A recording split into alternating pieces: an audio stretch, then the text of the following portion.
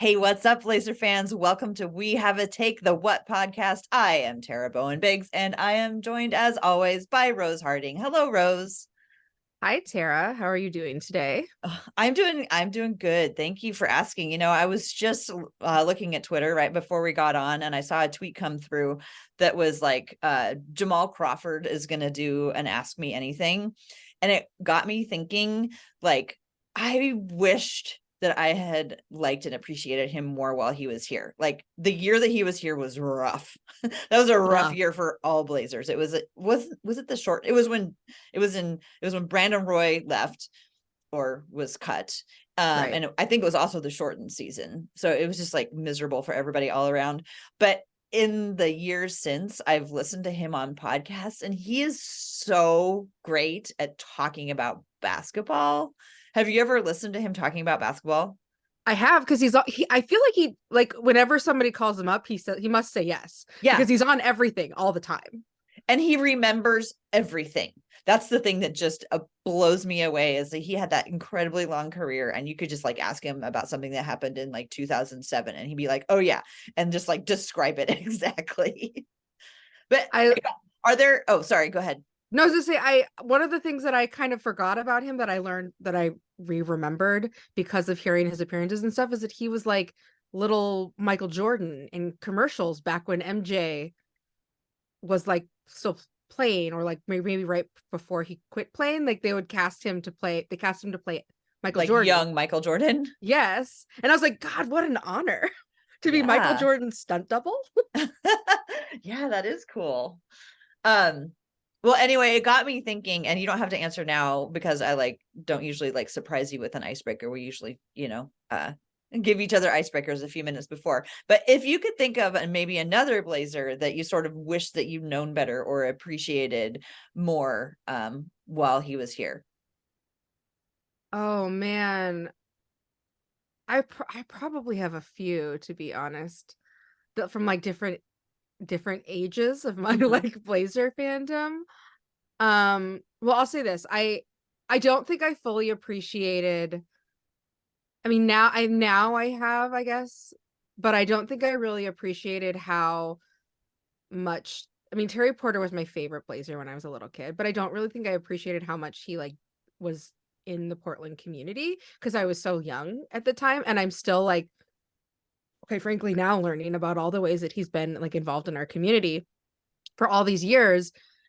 And I was like, oh man, that like he's just so much greater than I even thought he was when I was little. And I was always like really mad because I was like, Dad, like everyone's always talking about Clyde. Terry Porter's just as good as Clyde. Like he's like Clyde's not as good without Terry. Like nobody talks about him. And Mm-hmm. I don't know. So I just like I love that I keep finding new ways to appreciate like Terry Porter now throughout my whole life, which really makes him feel like my one true trailblazer in that way. Because there was like definitely bigger personalities Mm-hmm. on that team that like I don't know, he just wasn't as big of a personality or like as big of a star at the time.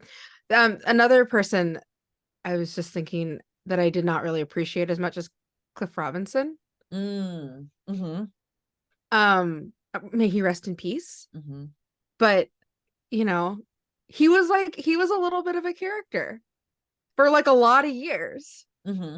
And I just remember my dad having a friend who's like his friend's girlfriend had a big crush on Cliff Robinson, and it always made his friend feel awkward.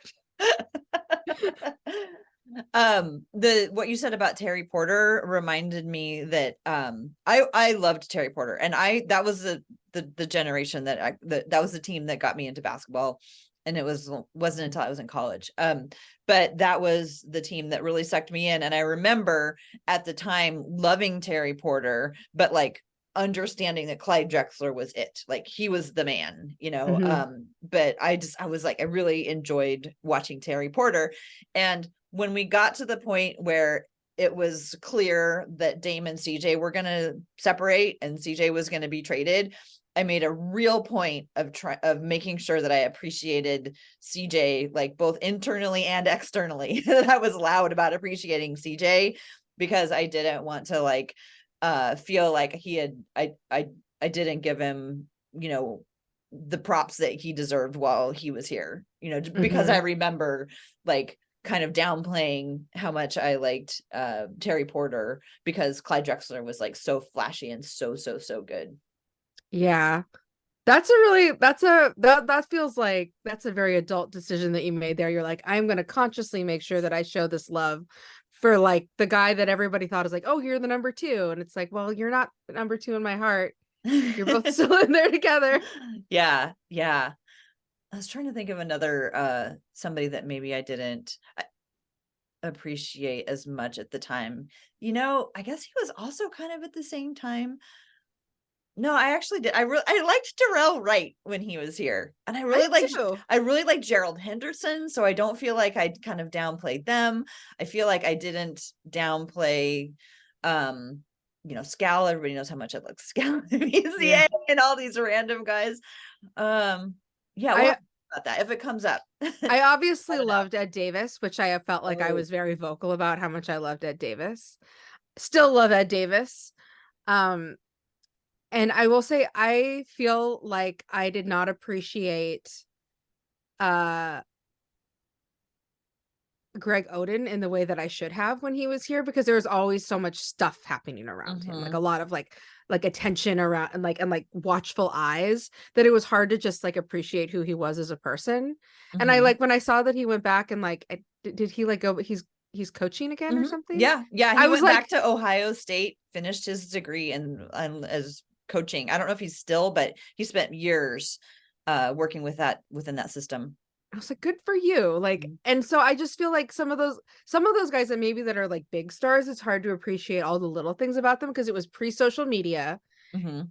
and we didn't know as much about their lives. And the things that dominated like the press were things that were like, how are they a bust? Are they not? Are they good? Are they not? Like stuff that like is all about basketball and not who they are as people. Mhm. And so, like, I think that I was easy to like not appreciate those guys as much as we should have because we didn't know as much about them as people because there wasn't social to just show us Right. constantly. I thought of one that I didn't appreciate his basketball while he was here, but I right after he left, I was like, "Oh, I do appreciate his basketball." Evan Turner. Yeah. Like he held stuff together in a Yes. way that I did not appreciate. Yes. He was more glue than I thought he was. And I got caught up in like all the narrative around the money and all of that stuff. And I did not appreciate that, put the money aside, what he did for the team. Yeah. There's definitely those types of players out there where it's like it's not even necessarily about what stats they put on the page. It's like the way that they play basketball. Mhm. Yeah. And you're like, "Oh, you're going to be an even-keeled person that's going to hold it all together for whatever lineup you're out there with like a professional." Hmm. That was Evan Turner. Yeah. Yeah. Yeah, that was a really good one. I'm glad I remembered that one. Because I was getting ready to move us on to our next topic about, hey, who's somebody we have appreciated for a lot and who the Blazers are going to play in like an hour? No, tell me who. Oh, they're going to play Damian for the first time. It is so weird. But like, what is the whole thing is weird because obviously Dame's been around so much. But for me, and we can just talk about feelings on this one. The thing that is so strange for me is how so few players on the team actually played with Damian. It's like Yeah. he's going to be playing a completely different team of people he barely even recognizes. Yeah, Like, I think that's so strange. he's played against them in other uniforms but not on the Blazers. Yeah. Yeah. Well, and half of them just got into the league, Oh yeah, that's you right. know, with Yeah. all the rookies on the team, including the guys who, or guys who got called up from, from the D League. It's just it's so strange. And I don't know, how are you handling today? I don't know. So I haven't really been watching like the Bucks narrative at all this season. I don't really want to. I'm gonna go to the game where Dame comes back to Portland in January, and I have tickets to that game, and I know that'll be cathartic because I remember being there the first time LA returned, and I like for me I like have been kind of holding it like close and being like, well, what I'll probably do is not really like address those feelings until that moment where it's like game time here in Portland. Let them all out there and then move on and have my closure and be done with it. That's kind of how I'm feeling. I got to be honest, like I felt a little sour about the way it all happened because it was dragged on so long and it was hurtful at the end. And I felt like for like I wanted to be happy for him when he moved on to a good situation, but then it felt like for like at least a week or so, like, all the questions were about Portland and he was saying things that weren't very nice about Portland. And I was like, I just can't listen to this. So I've kind of disengaged, muted his name. I'm not really paying attention and I'll like let it all out, I think, when that game comes in January. How about you? My memory of CJ's return is it was so moving to see like a completely unified Moda Center cheering for this guy who gave so much, so different from like the weeks leading up to LaMarcus and everybody being so soured on LaMarcus. And so I'm really curious. Curiosity is actually probably my leading emotion about this right now, because I'm just curious about, like, you know, in the weeks leading up, are we going to have discussions about booing? Like, obviously, why would anybody boo Damian Lillard? But also, when you're playing against a team and their best player is roasting you, you want to boo him, you know? Yeah. And so like what I kind of, how I feel like the return in January might go is that, like, you know, cheers, thunderous applause when he's introduced and we have the video and all of that stuff. First time he touches the ball, a little boo might escape me. I'm just going to put it out there. I'm just going to say up front, it might be out of my control. I might just be like, you left, buddy, you know, good luck, win your championship, but you chose to move on. So I feel like I'm slightly afraid that is what I might do. And I'm trying to decide if I should be mad at myself about it. I mean, you can only help what you can help, which is in like the realm of your control. I think it's fine. I remember that happening when LaMarcus returned. The first time he touched the ball, it was like a thunderous boo. Mm-hmm. And I think that it was different because I think a lot of people had a lot of like a bad taste in their mouth after that. Um, I think Portland booed him too much in that game, like too long and too much. I thought that was like I felt a little embarrassed for us as like a Mm-hmm. group. Mm-hmm. Um, but I will say that, you know, it's probably going to happen. Some people are going to have an involuntary boo, just like a gag reflex. Mm-hmm. And it'll have, like, I'll say this. I don't know if I'll boo when he touches the ball for the first time, but if I know he taps his wrist at us, I am booing loudly. If he taps his wrist at us, all bets are off. I don't Yes. think he would do that because I think that he can. I don't think he would do that. I'm just going to like hold my optimism high here. The high character, he will not tap his wrist at us. But if he taps his wrist at us, I will boo loudly and I will join the chorus. And I'm sure other people will be there too. It's going to be so interesting. But, you know, as far as today goes, I'm mostly just like worried about, you know, our young team, you know, getting just hammered by Milwaukee, who is like really putting it together. They have a difficult road trip coming up because they've got some really powerful offenses that they're going to play against. Yeah. Have you seen what Indiana is doing? I have, because I'm playing fantasy basketball this year. Okay, do you have somebody on your team? So I do have a player. I have Bruce Brown on my team. Okay. In fantasy basketball, who I like.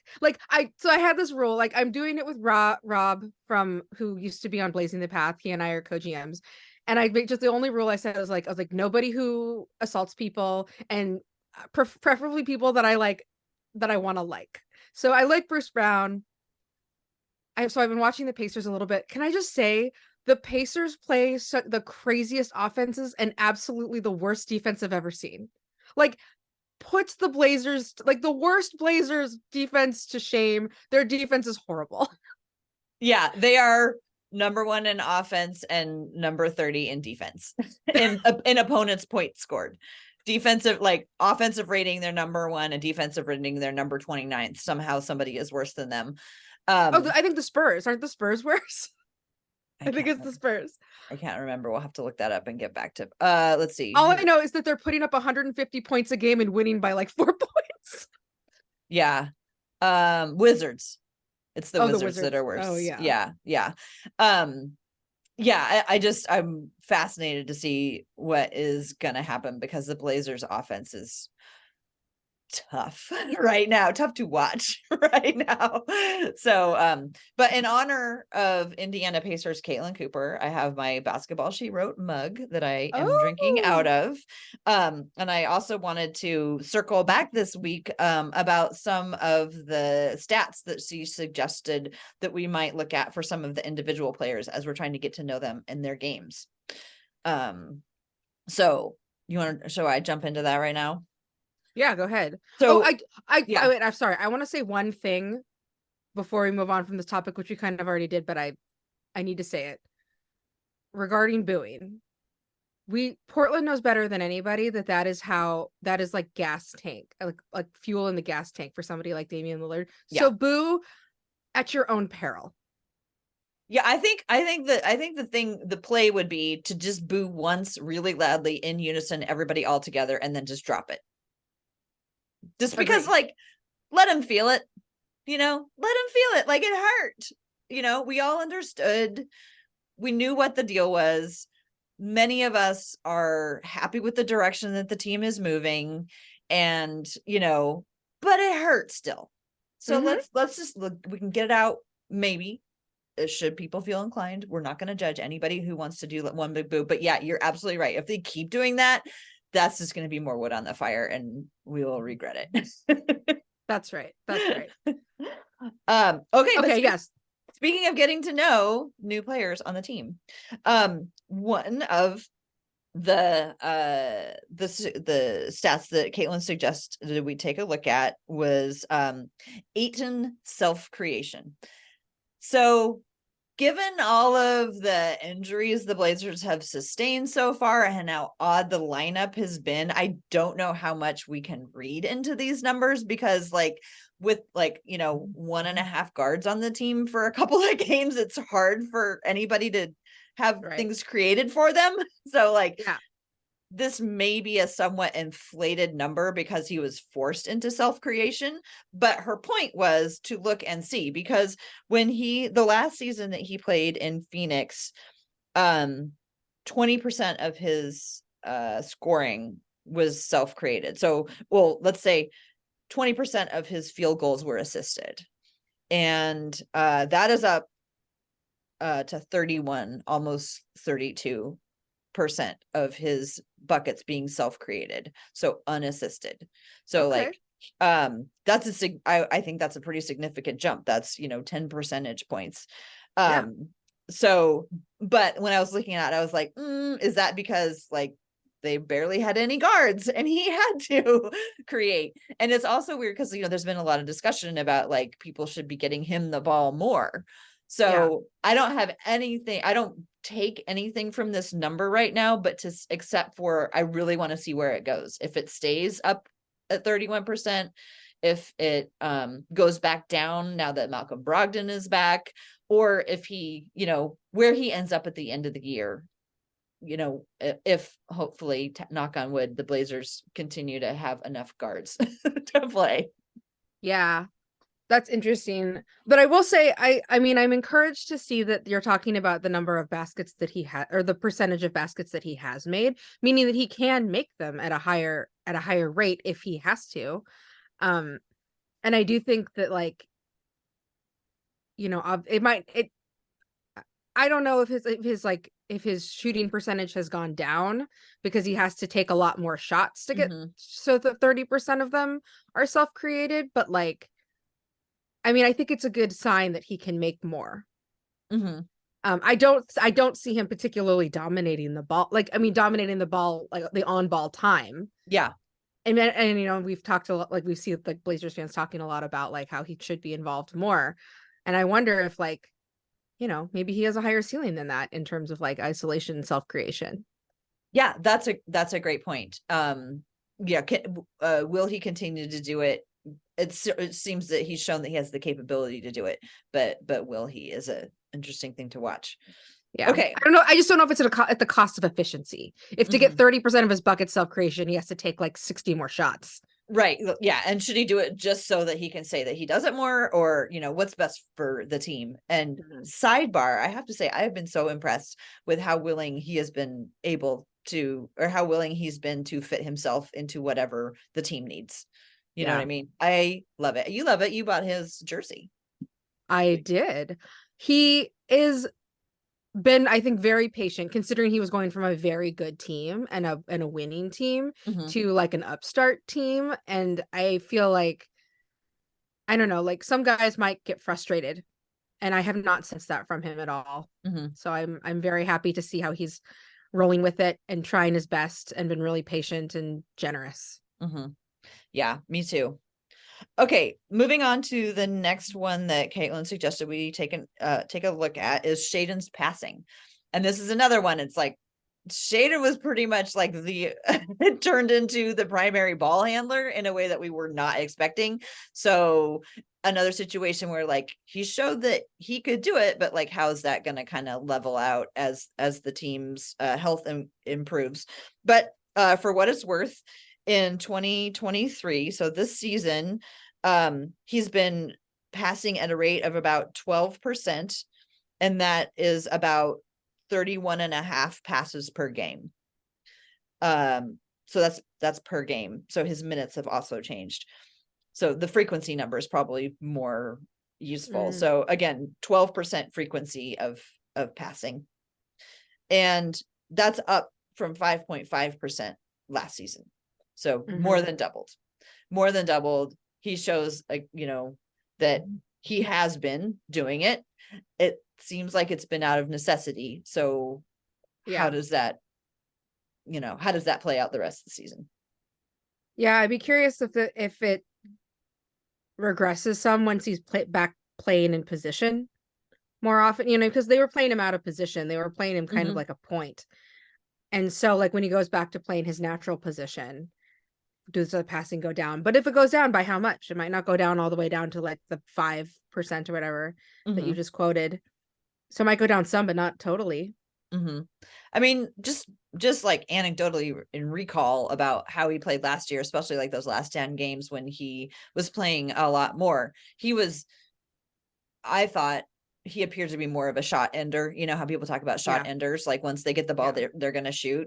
And that doesn't seem to be as much the case this year. Again, partly because of the role he's been thrust in, but also like, I feel like there's more willingness, and it's kind of like or like trust maybe that that he's building up with those guys. So we'll keep an eye on that for the year.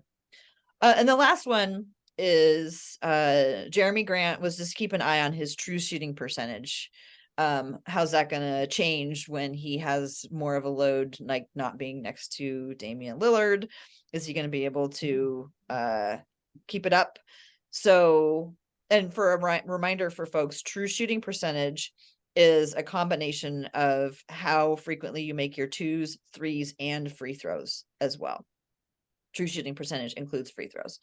So in 2022, he was at 60.6% true shooting percentage. It's gone down a bit this season to 56.9%. I don't know if that's significant or not. I don't know if that's a significant move or not. His usage rate has gone up while his true shooting percentage has gone down. So I just think that's something for us to keep our eye on. Yeah. Also, I would like I'll just say, like, there's a lot of volatility when you're talking about like, averages at this point of the season, because there haven't been that many games. Yeah. Yeah, for sure. It'll be interesting to dig into that a little more once he's playing against with a more seasoned point guard. Boy, I hope they can find some offense. It is really weird to watch a Blazer team that can't score. It's really weird because like we were spoiled with these like high scoring offense centric teams for so long, which were very fun. And like, now we have like a different coach, a different star, a different everything. And The conditions have changed. Yeah. And Anthony coming back hopefully will improve that, because Anthony's a bucket, and it's been weeks since we've really had somebody on the team who is a bucket. Although DeAndre Ayton from mid-range is a bucket. Yes, he He's is. so good from the free throw Yes. line area. It's amazing. By the way, it was so funny to me during the Suns Blazers game because we got to see, Ayton versus Nurk or whatever. But like, I just felt like all the fans from both franchises were pointing at the other fans and saying, "See, we Yeah. told you so. We told you so." But it was like we both felt that. Yeah. Yeah, I got that too. Yeah, I totally felt that. That was I mean, Nurk coming back was exactly what I thought Nurk was going to be like coming back. And they played preseason games against each other. And have they ever actually played a regular season together against each other? I can't remember. But Nurk coming back and like joking around with Lamar and Kevin, and him going over and like greeting everybody and just being like family was totally nice to see. And Yeah, it really was. I thought it was really, I loved, this is like the DeAndre Ayton edition. But what DeAndre Ayton commenting about like not really hearing the boos, and that he got a tribute video, so he's happy. Yeah. He's like, "I thought I heard cheers." Yeah. Yeah. I like him.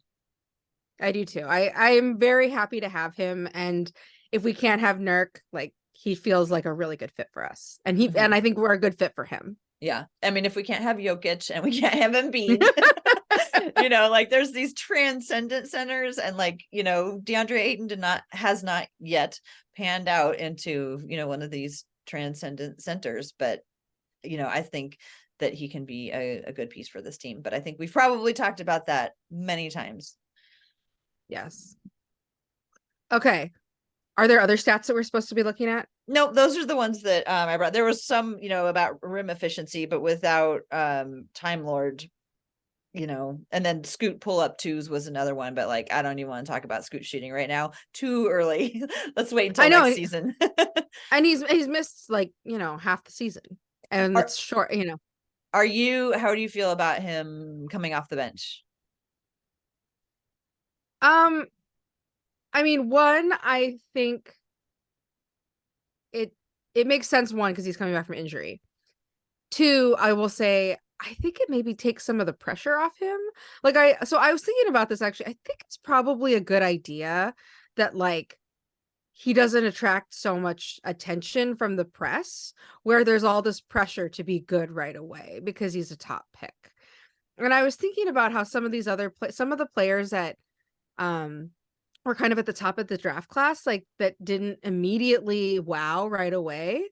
Like the press kind of forgot about them, and they've like tuned into like the Wemby show, and they've, and they're following like the guys who have like immediately started off on the right foot and were like making big plays for their teams. And I think it's actually good for some of these guys to like remove like who didn't immediately start out that way, to remove some of that pressure and let them develop in quiet. Just with most of the focus being on themselves and like their team, and like building that cohesion and building that confidence, and also getting used to the NBA schedule, which is like very challenging to manage. Like I don't know. I think it might actually be a good change for him, because I do feel like did you hear that story? I don't remember where I heard the story, where he like someone told him that they saw him at like Chipotle, and that they said hello to him and he apologized for his play during the game, the last game. And I was like, "Sir, like you do not have to hold that on your shoulders. Like it's early. You just got here. It takes years to develop that kind of poise. Like give yourself a break." But like maybe this like kind of like shift to him coming off the bench will help him give himself a break and just focus on like the game aspect of it, and not the like publicity aspect of it. Yeah, I mean, I think it goes beyond being a good idea. I think this is the excuse that they needed. Bringing him back from an injury to bring him off of the bench, because also it gives him a chance to sit and watch the game for a little while before he gets in. He's not just like plopped into it, and like, but like, working him back in from injuries, like, oh, well, they're actually doing fine with Malcolm Brogdon. We need to have Malcolm Brogdon in there alongside Shaedon so Shaedon can develop. You'll be fine. We have years to work on developing your game, Scoot. So sit there and watch so that when you're ready to come in, like you've thought through like what you're going to be doing and how you're going to approach it and attack it. And maybe he's even had coaches talk to him about it before he goes in while the game is actually happening. So I think it's a really good thing. And I don't know how long it's going to last, but I can't help but think it's got to be really good for Scoot, even if maybe he wanted to be a starter. Yeah, I agree. Also, I noticed like he stands a lot of the game, like when he hasn't been playing, like he's engaged, he's watching everything, he's very immersed in it, and so maybe that's just like a nice opportunity for him to absorb like the speed and pace of the game, like just as an observer without having to like make quick decisions based on what he sees. Because I remember like Damian wasn't always the same decision maker that he is today. And like we started running these like read offenses where he was just kind of allowed to like call the action based on what he saw, but like that took years and years and years to develop. He didn't just come out of the box that way. And I don't know, like I think that there's definitely like too much pressure placed on high draft picks to perform at a level that people expect a high draft pick to perform, when in reality I think that people's like attitudes toward top draft picks are like not reasonable, because a ton of top draft picks never work out in the way that people think that they should, but they still have great careers that people don't always like want to associate with being the number 2, the number 5, the number 8 draft pick. But like I mean, at the end of the day, like some really great guys went late in the draft, some really great guys came early in the draft, but they just weren't like, I don't know, a bucket. But they were like much more versatile players that are like say like a glue player, like Evan Turner is like a great example, who was a top draft pick, and like he had a great game. It just wasn't the type of game people expected from his draft position. But like at the end of the day, who cares about the draft position? Like, are you a good contributor in this league or are you not? And a lot of guys are just not in like the number 1 draft type of profile. I don't know. I get really annoyed at that, because I think that a lot of guys have like very unrealistic expectations to live up to that isn't necessarily like fair. Yeah. And I mean, I think Scoot is on a trajectory that's going to take years. And, we've been warned by that. And I feel like I've internalized that. I feel like I'm totally fine. I don't feel like I'm being impatient. I don't feel like I'm ready to give up. I feel like I'm ready to watch someone grow over a number of years, not maybe over the month that I was kind of like harboring hope that it was going to take. I think I'm ready to admit that it's going to take years, and that's fine. Yeah. I think that I think that is a completely reasonable expectation to have of your team and of players, and it's also just more generous, like, and it's okay. Like, I feel like I think I've addressed this on Twitter before. Like, it's okay to have high hopes, but like then adjust. It's also okay to adjust. You're not like, you're not wrong. You were just like, I had hopes that it was going to be faster, but it's not. So I'll go back to like the more realistic expectation. It's fine. The other thing that I just want to mention is that I think about this more often than I used to, maybe because like now I'm every year I'm a little bit older and I've seen more players come through the league. I'm trying very hard to not be one of those people who compares new players to past players. I don't want to be one of those people who's like, so and so is the little so and so. And I'm like, no, they're themselves, and let them be themselves, because that's just like who they're going to be. And we shouldn't have to fit them into like the MJ mold, the Kobe mold, the Shaq mold, the whatever mold. Like, thinking of like somebody as so and so light is, I think, a disservice to the person that they are and the player that they could be, because they don't have to be that kind of a player just because that's like the person they remind you the most of. And I especially think about that because I've heard the same thing like float around about Scoot, and I'm like, don't stick him in that box yet. I don't want him in that box. Or Scoot? Scoot. Okay. People trying to fit him into the Westbrook box. Oh yeah. And I'm like, I don't want to hear that. I want him to be him. I want Scoot to be Scoot. Russ will be Russ. Russ is great. Scoot will be lucky if he has a great, long, productive career like Russ, but I don't want him to feel like he has to be Russ. He needs to be Scoot.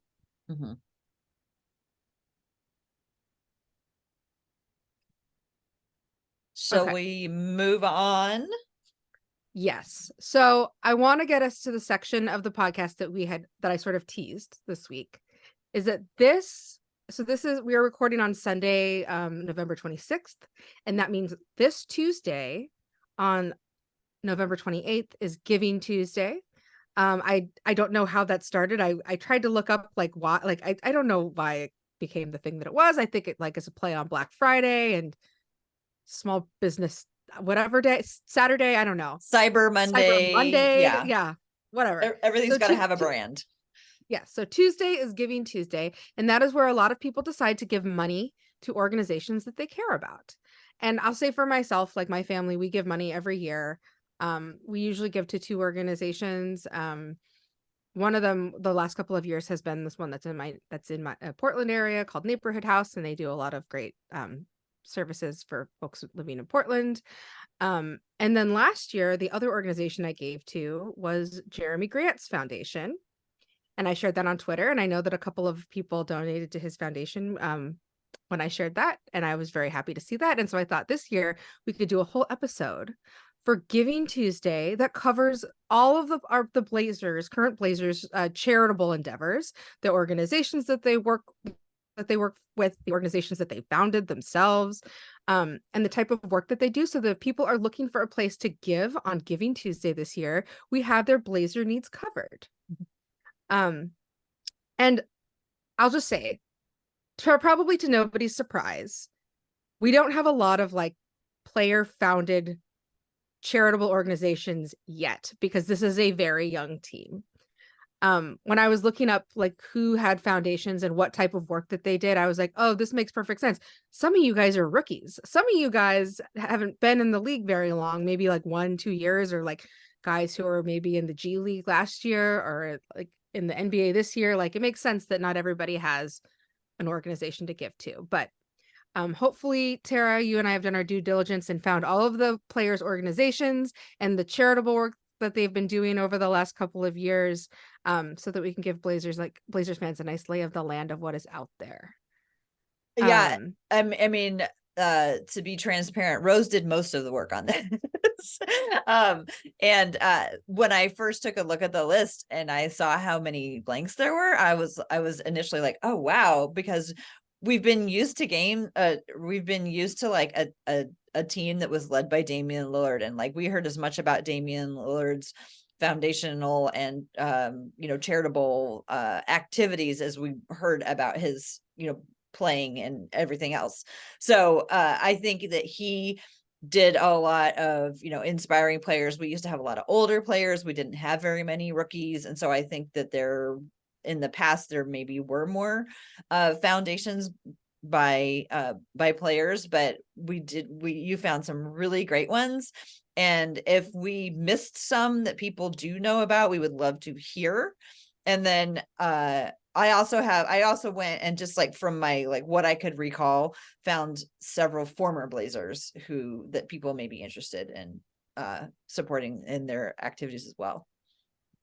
Yeah, I love that you did that, because I didn't even think about that. And that's a perfect opportunity to plug those as well, because just because they're not Blazers anymore doesn't mean that their good work stops. And for a lot of folks, that means still even being present in our community here, which I always really appreciate about former Blazers, is that a lot of times they'll still show up in our community from time to time to do work. Yeah, I think that's really important to note and notice is as players move from place to place, do they know if they're going to have time to even set something up in their new place, because they might be moved on. And so it's like not that easy just because you make a bunch of money to set up a foundation and get things rolling. And I think the Players Association, I think, spends quite a bit of time with players, helping them figure out how they want to do their philanthropy. And I'm sure that's things that they have to keep into consideration, is like, so they might do a lot of giving, at where they grew up or in the country that they grew up. And maybe you don't see them right away locally until they're more established. Yeah, I think that's a good point. And also I will say people will probably notice a theme as we talk today. Like, so the team obviously helps players tap into like kind of what philanthropy they're interested in doing outside of team activities, obviously, because the team usually does stuff together as well. But the big theme you'll see is that a lot of people have help from their families to start and run organizations. And so not every player has the privilege of having a family member that is available to help them do that work. And so it's not a knock that some of these guys don't have charitable organizations that they have founded. I think that it all is exercised in the way that they're able to, with the resources that they're given at the time where they are in their career and their age and their family. And so some of the things that I want to highlight are organizations where people have where players have partnered with organizations that they didn't necessarily found, because those are issues that are near and dear to their heart. So if there's a player that you don't hear mentioned here today, I don't want to call people out who don't have those things, because I don't think that that's very nice. But if you don't hear their names, it's because I couldn't find anything for them. And if you do know of those things, please leave some comments for us. We'd love to hear about it on Twitter or whatever platform you use, because we are very interested in the types of other work Blazers do outside of the basketball court. So that said, I want to start. This has been apparently the DeAndre Ayton show, and I want to start with DeAndre Ayton. So DeAndre Ayton does not have an organization that he has founded, but he has done lots of charitable things. One of the things that I was very moved by was he did a fundraiser at a local restaurant in Phoenix when he was on the Suns, and it was a fundraiser for the organization Helping Hands for Single Moms. And what he did at this restaurant, I'm gonna get misty just thinking about it, is that one of the chefs of this restaurant learned how to make a dish that DeAndre Ayton's mom made for him growing up. It's a recipe, a Bahamian recipe that she makes with rice and other delicious food. And I remember reading in the article that the chef felt like he had really nailed it when DeAndre came in and tasted it, and he was like, "This tastes exactly like my mom's." And so they made this dish at this restaurant. Proceeds went to Helping Hands for Single Moms, and I really just love that he incorporated his mom into his this charitable opportunity for himself. Especially after you and I talked about him and his relationship with his mom and his family on the DeAndre Ayton episode. And I was very moved by that. Yeah, DeAndre did a couple other, or at least several other charitable works throughout his career. In 2019, he contributed to hurricane relief after Hurricane Dorian came in and really did a lot of damage in the Bahamas. He gave $100,000 to that. In 2020, during the height of the beginning of the pandemic, when we were all stuck at home and scared and lonely, he and 9 or 10 other athletes, including Brittany Griner, participated in a Facebook online gaming tournament, and a lot of it was just to keep people busy and provide entertainment. And during the games they had donate buttons so people could donate to different COVID relief efforts. And also at the end of it, Facebook donated money in the name of the different athletes. So they donated money to the I think it was the ACLU, the NAACP on his behalf at the end of that. So just a couple other things that he did of note. Yeah, that's great. And I love so much how a lot of players' stories come back to where they're from. So a lot of their work is with wherever it is that they were born, grew up, helped make them who they are. And so it makes sense to me that he has both charitable efforts that are both in the Bahamas and so far in Phoenix. And I like to think that, if DeAndre is here for a little while, he'll also find a way to give back into the Portland area too. But for now, I will just say that one of the organizations that you can help support this year, if you are interested, is Helping Hands for Single Moms, which is exactly what it sounds like. It's an organization that helps single moms thrive.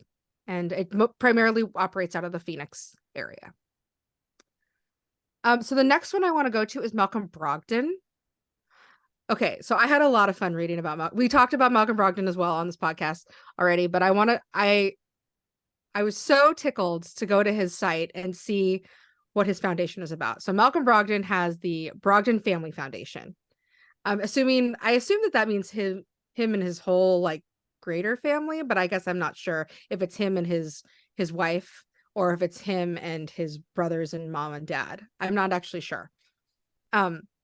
But as we talked about before, primarily the focus is on global human and civil rights. A lot of it is around water wells in Africa. And one of the interesting things I found is that Anthony Tolliver, Blazer legend Anthony Tolliver, and his family sponsored a clean water project in East Africa through the Brogdon Family Foundation. And I thought that that was lovely.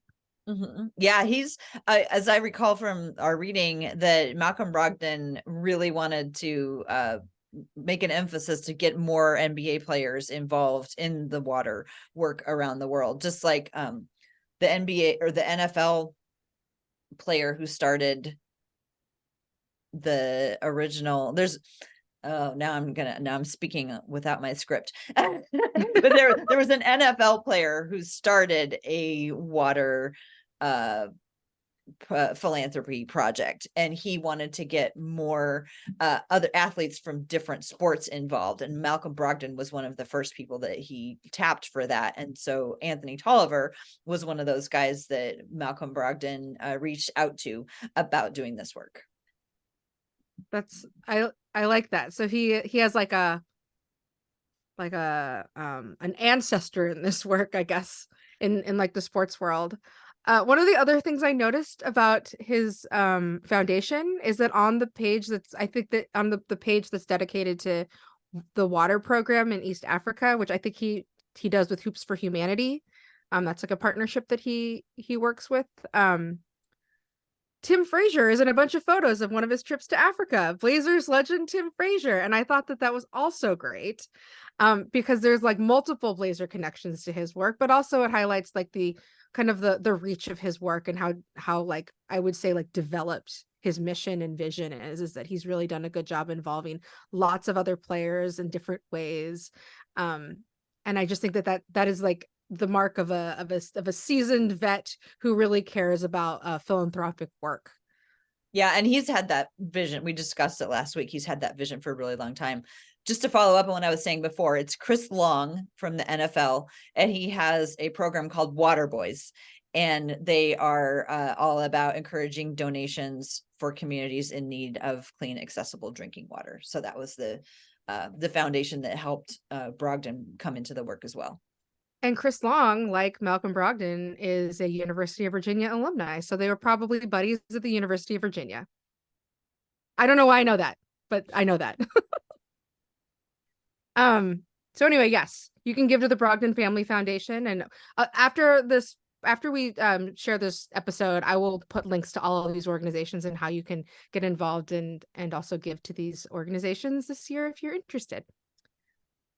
Okay, the next person I want to talk about is Jeremy Grant. And this is actually I'll say Jeremy Grant is like the spark for this idea of this episode, because last year I gave to Jeremy Grant's foundation on Giving Tuesday.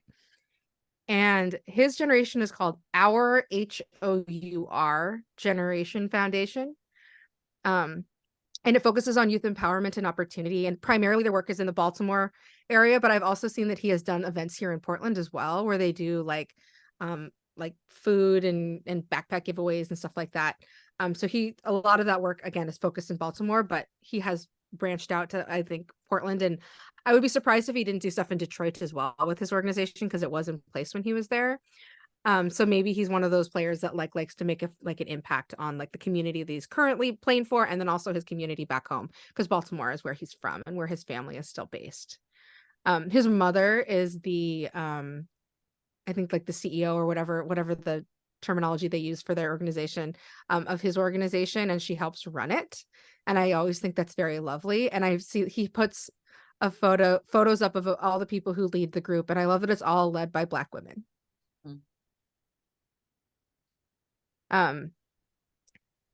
So Our Generation Foundation, I will put a link to that foundation as well. And I will say I got a really nice handwritten note last year after giving to them that was mailed to me. And I thought that was a very sweet gesture, because not everybody does that. Most people just mail you out a letter that's like captures your donation for tax purposes, and that'll be that. But they sent me like a nice card that was handwritten. I love it. Yes. We've talked about guys who are vets who've made a lot of money in their career and their foundational work. And kind of reminds me of this time when Yusuf Nurkic was raising money for his foundation, and he was selling t-shirts, and they were quite expensive for t-shirts. And I bought a t-shirt or whatever, and somebody said, like, why are they charging so much for t-shirts? They have all this money. Like, why should we be, giving more money when these guys, I mean, this is a very cynical look at it. But like, I think the question has come up of like, why give money to people who already have all this money, who are giving money? And, I think one of the, reasons to do that is, they are raising their awareness that they're raising of these issues. And like, you might not know much about an issue, but if somebody who is somebody that you follow as a sports person is bringing up this issue, it's not just about like, they have all this money, they should be giving all this money. It's like, we are a community, and so we are supporting their work. We're raising awareness of the work by our $35 or our $50. It's nothing compared to their $35 million that might be making in a year, but it brings us into the work that they're doing that means a lot to the people that we cheer for. And so even if even if it might seem strange, like to give money to somebody who already has a lot of money, you're not giving money to them, you're giving them money that's getting put to work actively in things that they care about. And I've thought about that before, and so I just wanted to share that. I don't know why. Yeah, I mean, I think that's a really important point to bring up, that like, so like, money is one part of charitable work, but like a well-funded mission with nobody to help you like see it through is like not going anywhere. And so I think about how when you want to get something done, you have to build a coalition of people who believe in that thing to do it. And so whether it's like in big or small ways, like my $35 here or whatever, like that's still coalition building around people who support the work that you do, see value in the work that you do, and help give you visibility for that work. Because like, I mean, Malcolm Brogdon plays basketball. DeAndre Ayton plays basketball. All these guys play basketball. They don't have a ton of free time to execute their vision. They have to have like the coalition and the support and the people to help them see it through. And they can use their like platform as basketball players to bring us all together because we like them for this other reason. And I think it's really important for people to remember that, like, again, players are whole people, and they need our support and our help to see through the other things that they care about. If we also look at those things and say, I care about that thing too. See, I knew you were going to articulate it really well. I mean, I was just thinking, like, if so, Jeremy Grant just made a ton of money, right? He got a nice, big, well-earned contract this offseason, but it's not like he's sitting around on a bunch of free time to do the work in Baltimore. He still has to find other people to help him do it. And like, that is the reason to have a foundation. It's like, it brings you like under one umbrella to do good work together and to believe in that work together. Because he's out here playing basketball, giving visibility to both himself and the things that he cares about. Yeah. Well, good point, Tara. I want to move on to Scoot. So Scoot, despite being a rookie, has an organization, or his family has an organization, I will say. And I was like kind of surprised to find this out. And I think I heard about it during the draft, but I like didn't internalize it at the time. So I had to read about it a little bit. But his organization is called Next Play 360. And it's in primarily works in the metro Atlanta region. And the focus is Georgia youth basketball, and also a commitment to STEM education for underrepresented K through 12 students in the Atlanta metro area. And I just think that's so interesting that his family was already doing organizational work prior to his entrance to the NBA, which I will say, for me, I'm like, to me, that's a family with a vision who knew exactly what they wanted to do and stand for long before like fame came to their doorstep. Mm-hmm. I think you're right. And, they had a lot riding on fame coming to their doorstep and Scoot going high, but they clearly have thought this through. And I think it's really interesting that they are focused on STEM. I'm wondering where that came from. I'd like to read more about, maybe to find out how that became the focus. Yeah, it made me think about how, I don't know if we said this on the podcast about Malcolm Brogdon, but it came up a lot when I was reading about Malcolm Brogdon. It's how him talking about how one of the things that he thought was really challenging is that when people look at him as a basketball player and wonder why he's doing all this charitable work, or why he has these other kind of like aspirations, and like why he stuck around for a master's degree, he was like, the idea that you could be both an athlete and educated as a Black man was like not what was like something that people thought couldn't really be within the same person. I'm not saying it the way that exactly that he said it, but that was what I understood from his statement, is that like that those two things were not necessarily supposed to be in one person.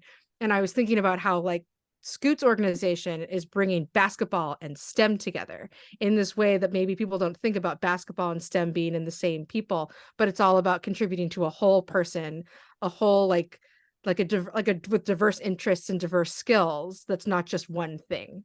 And so I liked that, because it was like, Malcolm Brogdon is like 31 or 30, turning 31 in a couple of weeks.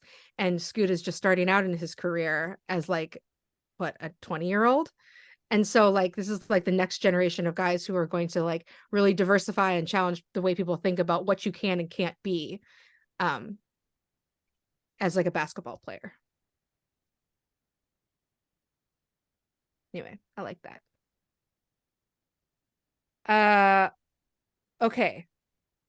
I do want to talk briefly about Chris Murray.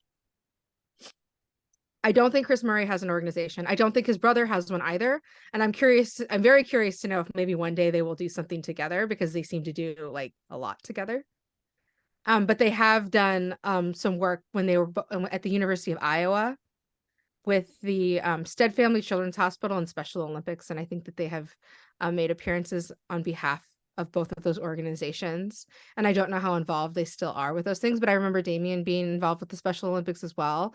And I'm curious to see and hopeful that maybe they will continue to do some of that work once they're like, more settled in the league. Mm-hmm. Yeah, that would be interesting to see where they go if they do decide to do something to like a Murray Family Foundation. That could be really powerful. I think from what I've heard from interviews and stuff like that, I think right now they're sort of enjoying being independent of each other, having been together for so long. But at some point, I imagine, being raised as twins, they're going to be called back to each other, and that would be really interesting to see where they go in terms of their philanthropy if they do something together. Yeah. It's also, I was thinking about how like, Keegan's kind of established himself already in the league, but he also came out earlier.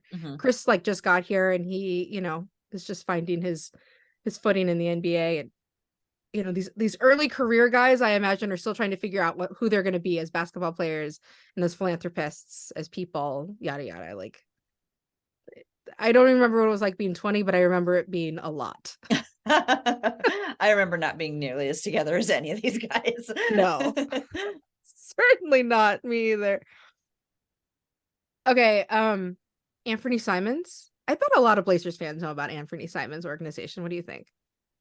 Probably, I would guess. Yeah. Anthony Simons has an organization. It is called Be a Light. I'm sure people have heard that term before, but it's like it's like, I think it's a statement of being a light in darkness, being something that people can that helps people see their way through, and also be something that guides folks. So from their site, it says, our mission is to inspire, motivate, and educate disadvantaged or at-risk youth and young adults coming from marginalized communities by providing access to family support services, continuing education, tutoring, and career development programs. So far, I feel like Anthony does a lot of like one-off events, backpack giveaways, Thanksgiving giveaways, stuff like that. He does camps. And one of the things that I saw that he did in this last year, which was very interesting to me, is he did college scholarships. And he rewarded those college scholarships, I will say, in both Florida and Oregon. So that's cool. I didn't know he did that. That's really cool. Yeah, so like I knew that he was doing it in Florida, but I don't think I realized he was also awarding students in Oregon. So it's people who are from certain counties in Florida, like near where he grew up, and then also Oregon grads. And so they awarded like I think like 6 college scholarships for fall 2023, and I think that they're still continuing that program. So I think that that's just a really great, amazing opportunity for young students in both those communities. And I was really touched that he incorporated Oregon into his Mhm. scholarship program. And he could have easily done it in just Florida, and I would have been like, yeah, that's awesome. But he also really like made a point to include the community in which he plays in his scholarship program. That's great. Also, I think about how lucky we are that these guys contribute locally when they're so frequently the topic of conversation about how they're going to be traded somewhere else. I know. It must be so challenging to stay focused on the things that you care about when everybody's always trying to trade you in Mhm. like Trade Machine. Mhm. Yeah. Um, so anyway, Be a Light is also, I will say, headed by his mother. Yeah, if you follow her on Instagram, she shares lots of, you know, pictures from events that they do, and she's really, really active in a lot of what that program does. Yeah. Um, she's actually kind of a great follow. hmm Yeah, she is. And she always has an inspirational message on Fridays, which I love. Rest in peace, Justice Winslow, who used to also bring us inspirational messages. On a daily basis. Yes, that's right. R.I.P. the whiteboard. Yes. Yeah, I shouldn't say RIP Justice Winslow. Justice Winslow is still alive and well, everybody. I apologize for that. I just meant rest in peace, Justice Winslow's whiteboard that we used to see every single day. Yes, yeah, he is alive and well. He just went to a visit to, I think, an aquarium. There was a really cute video of his son, What's his Nico. son's name again? He's so cute. Nico. Nico. Yeah. Oh, no, they went to Jurassic Park playground area, or like a Jurassic Park like theme park, where they got to like go do all kinds of like really cute things, like pet a dinosaur and all kinds of really cute stuff. Justice looked like he was having just as much fun. Oh, that's so sweet. I loved seeing his son. hmm Blazer Kids, hmm the best. Okay, the next person I want to highlight is Matisse Thybul. So Matisse does not have an organization, but he has done some charitable partnerships in the past, especially when he was at UW. He has worked with the Austin Everett Foundation, which is it's a foundation that works primarily out of Seattle, for children battling cancer, and it like brings children battling cancer together with I think it's like the sports linkage is like strong there, so it's like bringing athletes to support children who are experiencing childhood cancer. And then the other one he has worked with is also Seattle Children's Hospital, which makes perfect sense if he was working with an organization that provided support for children experiencing cancer. I don't know what other work he has done since he was in Philadelphia. I could not find anything. Did you? No, I didn't. I was just recalling, I think, was it Matisse who lost his mom to cancer? Yes. So maybe that is somewhat contributes to, his interest in giving back in that way. Yeah, that would make sense. So anyway, those are the organizations that Matisse has worked with, and I appreciate that he was doing it at such a young age, but he was still in college. hmm I think that not everybody does charitable work that's like not like kind of required of them as a part of their team when they're in college, but I always really appreciate it when guys are thinking that way when they're still in school themselves and kids themselves. Yeah, I as somebody who's read a lot of those bios on college pages, it's my favorite is when they actually have a rich section about like not just like all the stats that they got, but like about who they are. And so I always get excited when I see when they've listed in their ways that they've given back to the community as colleges. And I think a lot of it might depend on what college you go to, and then also just sort of how your family has operated too, in Mm-hmm. terms of being used to giving back in those ways. So as that brings us, I think, to the end of like current Blazers that we could find right now. And again, readers who know of other charitable activities that Blazers have been involved with, please let us know, because we love that kind of information. It just gives you like one more thing to cheer for these Yes. guys. You know, I love it. I love knowing like kind of what their background is and where their interests are. I was just going to mention a couple former Blazers who also have foundations, and we can include links where if you want to donate to them. Nazir Little has a youth foundation very focused on youth. Pat Connaughton also has a really active foundation, and I think he's had his for quite a while. I recall when we talked about him when he first got here, he had started it very early. Again, it's youth, sports, school. CJ McCollum, while he was in Portland, was very involved with the Boys and Girls Club, as are the Blazers. Yes. And remember when he also did the program for aspiring journalists. Yes. I don't know what has happened with that, and I would not be surprised if he set it up to continue. But I just wanted to mention CJ's partnership with the Boys and Girls Club. I think it was CJ's Press Club or something like that. Yeah, I think that Press Pass. Yes. CJ's Press Pass. Yeah, That's CJ's right. Press Pass. Yusuf Nurkic has a Yusuf Nurkic Foundation for Bosnia and Herzegovina, and he is really focused on women and children. And he's done things like donated a machine to provide mammograms for women. He does a lot of things, especially back home for women.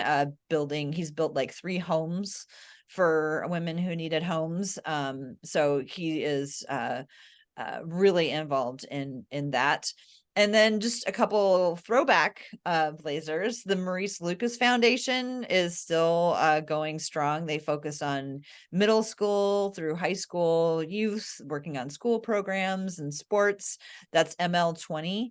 They just had their annual gala, and a lot of current. It was right before Damian got traded. It was like September 28th, and so Damian was there.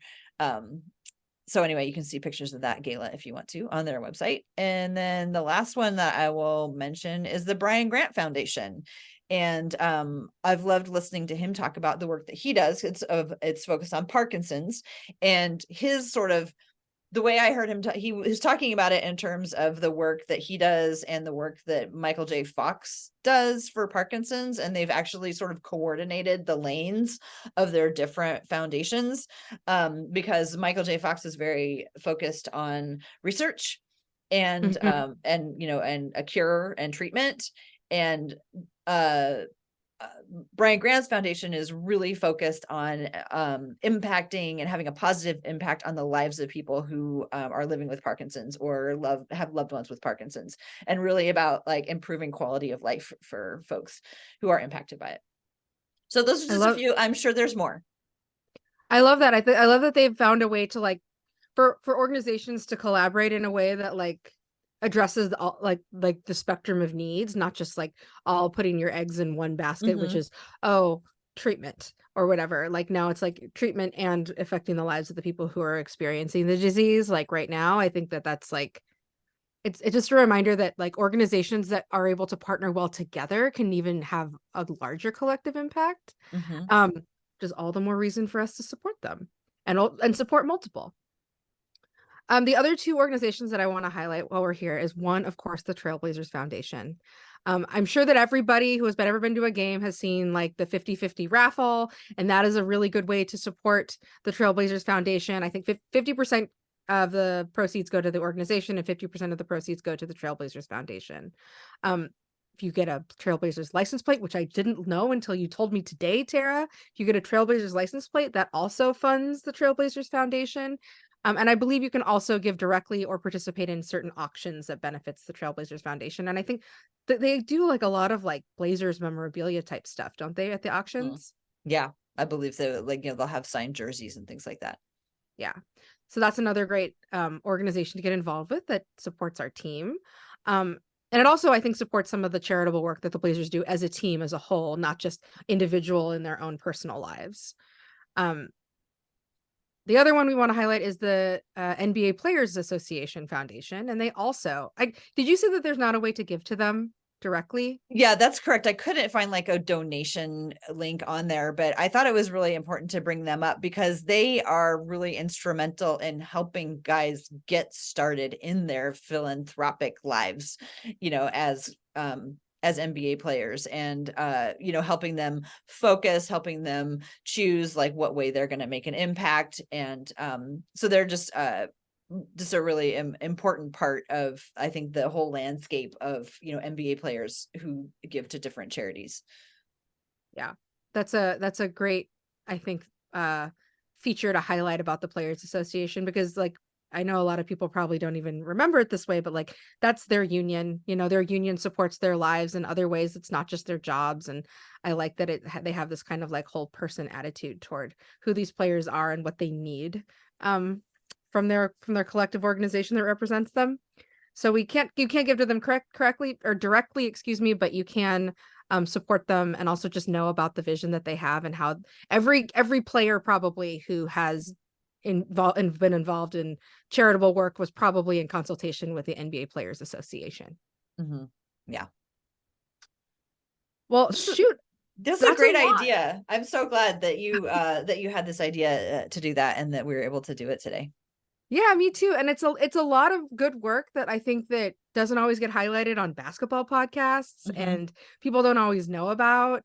I know that like in Portland, we had always got like, I think, a really close up view of a lot of charitable work because Damian Lillard made it a huge feature of who he was, but that's not every player. Not every player like puts that like first foot forward all the time, is like, and also charitable work is a really important part of who I am. So anyway, I like that we can highlight it here. I also like that we can encourage folks who listen to our podcast to get involved in any of these organizations. If any of these particular topics are like spark interest for you, bringing more people into the fold, even if it's just $10, $15, $20 here, I think that it's nice to just show support for the type of work that is near and dear to the players' hearts that we root for. Yeah, I think I'm going to check out the Scoots Next Play 360. I did a lot of work in STEM in my time, and I'd like to go check that out. I think that might be one that I aim for. And also Yusuf Nurkic's, because he does it with his whole, you can see his whole heart. I know. Involved in his work. I appreciate that about him so much. That like, and also I will point out that one of the things he did was he did the Bosnian Beans collaboration with the Portland Roasters, Portland City Roasters or something, Portland Coffee Roasters. Yeah, there it is. And that also benefited his foundation. So the little mug that I drink out of every podcast supported his foundation. And also if you bought the Bosnian Beans, that also supported his foundation as well. There's lots of great little partnerships that happen to support these guys' foundations. It also gives you stuff that you want. Yeah. Like I love this travel mug. It's great. It's a good looking mug. Okay. We've come to that time. I'm Tara, ready. I'm ready this time. What is your take? Okay, my take is non-basketball related. So let's all get into a non-basketball space. Mine is about the Golden Bachelor. Rose, I don't know if you've been watching the Golden Bachelor or if you've heard about the Golden Bachelor. No problem if you haven't.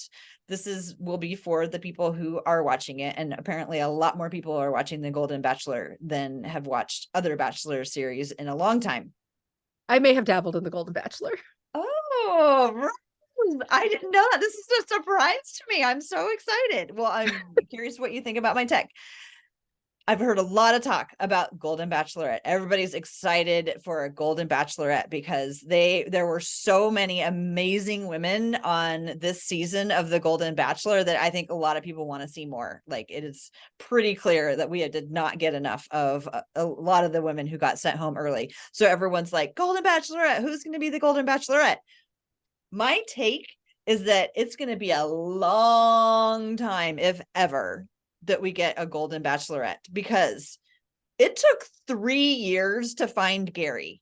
It took 3 years for the Bachelor people to find one Golden Bachelor. Wait, 3 years? Yeah, they started advertising for send in your grandpa like right before the pandemic. And it took that whole time for them to find one Golden Bachelor. How on earth are they going to find 22 to 25 of these guys for all of these perfectly like wonderful and lovely Golden Bachelorettes? So my take is that it's going to be a long time before we ever see a Golden Bachelorette. That's a really good point, I guess. Shoot, I didn't realize it took them 3 years to find that guy. So, okay, the Bachelorette is usually somebody who lost on The Bachelor, right? Often, yes. I think that's Yes. pretty much the pattern now. Okay, so it's like one of these awesome women that got sent home gets to be the Golden Bachelorette theoretically, but they have to find enough Golden Bachelor candidates, Contestants, yes. Contestants. Like, feels weird to say contestants, but yeah, contestants to be your suitor. Yeah. But they could only find, it took them 3 years to find the one. Yes. And granted, they don't all have to be as good as he is. No, they don't. The spectrum is wide, and sometimes they bring in somebody for like, not because they're necessarily going to be the winner, but because they're going to be entertaining or something. Yeah. And I've already heard that it's tough, like in the regular in the non-golden parts of the franchise, it's tough to get enough guys. It's harder to get guys than it is to get more women apply than men apply. So like fast forward that to like the age range of 60 to 75, it's going to take forever.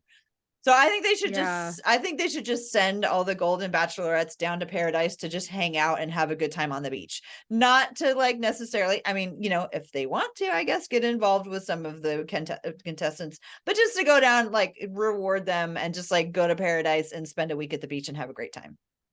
Like Golden Bachelorette girls trip. Oh, that's a good idea. I see you leaning ever closer to getting sucked into reality TV, and I have to say I love it. I may or may not have it queued up for myself now, because I just think I told you this before, but I watch too many K-dramas, and K-dramas are lovely and soapy and wonderful in all the ways that you hope, but like sometimes you just really want some like messy American reality TV, and like Korea does not do that. They do not do messy reality TV the way we do it. It's much more like in the pocket, because there's a certain amount of like decorum that people will not subject themselves to the same kind of shameless stuff that Americans do. But in an honor shame society, you cannot act the way that Americans do. Like, so I'm missing that a little bit, that Americanness that likes a little bit of messy drama. I can't wait. Just please promise me you'll go in there. You have to appreciate, you have to, if you're actually thinking about like Bravo or Housewives, you have to approach it with the same sort of attitude we're approaching this season with the Blazers, and you have to go in with no expectations. I can do that. You can't expect anything. You can't expect your life is going to be changed. You can't expect that every episode is going to be a winner. You just have to go in and no expectations, and I think that's the best way to approach it. I can do it. Okay. I have a take for you. Okay. It's not in the same vein, like, at all. So it goes back to this thing that I said earlier, is that I have a fantasy basketball team this year. And I'll say there are some people in my fantasy league, lots of people, listeners actually, are in my fantasy league. I am just putting it out there that I am not here to win. Okay. Because I had a lot of like weird like rules going in. I have my team. I'm a co-GM with Rob, like I said, of Blazing the Path. I only wanted guys that I liked. I only wanted guys who were not like violent offenders. I only wanted like, in the end, I decided I didn't really want any Blazers, because I was like, I'm already fully invested in the Blazers. You don't need to get me on board with those people. But I will say that one of the great things about fantasy for me is that like I got this great opportunity to like become better friends with Rob, and I think that's one of the best things that I've done. Like, so I don't care if like we're any good. Our team is like, we're not here to be good, but we have like great basketball banter, and I've learned so much more about like the types of things that other people look at when they watch basketball. He's really knowledgeable about like the way point guards play across the league, like, and like also East Coast teams, because quite frankly, like that's just like a black box of teams for me sometimes. Like it's so interesting to build a friendship around a common interest like fantasy basketball that helps you really appreciate a person and their perspective and who they are and how they like love the game that you love in a completely different way. And so I just want to say, like, my take is that next time you all want to do fantasy sports, do yourself a favor, get a co-GM, because one of my favorite people in the world right now is my co-GM, because we get to talk about basketball all the time. I love that. I love that. I've never even considered that. And I think that is brilliant. And I think that's what I always had hoped to get out of being on a fantasy team. But it was more just like the stress of remembering to set a team, but to do it with somebody together and to brilliantly choose somebody on the East Coast who could watch all those East Coast games. That is so smart. And I absolutely love it. And maybe next year we could like encourage more people to like co-GM together and generate these new friendships like this. I love that. Thank you so much for sharing it. Yeah. So yeah, shout out to Rob. My take is that Rob is awesome, and I'm really happy to have a team with him. Awesome. Great job, Rob. I love it. I love it. And thank you for taking good care of Rose and helping her out too. Gosh, this has been an awesome podcast, as it is every week talking with you. I love talking with you. But we got to wrap it up because guess who's playing on TV right now? I'm gonna have to, I'm gonna bite the bullet and go ahead and go watch it. So in your new Jabari Walker jersey. Yes, in my Jabari Walker jersey. I'm so there it is. Tara number 34. finally got her Jabari Walker jersey that she has been after all this time. I'm still on a crusade for them to make a City Edition page, because you still can't just go order a Jabari Walker City Edition jersey. And I'm very upset about that. I haven't taken care of that. I'm going to continue to, because they said they were going to, and they haven't yet. I gave them a little bit of grace because it's been Thanksgiving holidays. Hopefully soon we will see a page. They have number 33 and they have number 35. Let's get number 34 up there. Yes, please. Let's tell people where they can find your stuff. Go ahead, Rose. You can find me at Rose L. Harding on Twitter, on Instagram, on Blue Sky. You could also find me in the We Have a Take Discord. Tara, where can people find you? They can find me at TCB Biggs on Twitter and Instagram, and they can find the podcast at We Have a Take on Twitter, and you can subscribe to the podcast wherever you subscribe to podcasts. So thank you so much to everybody for listening, and go Blazers.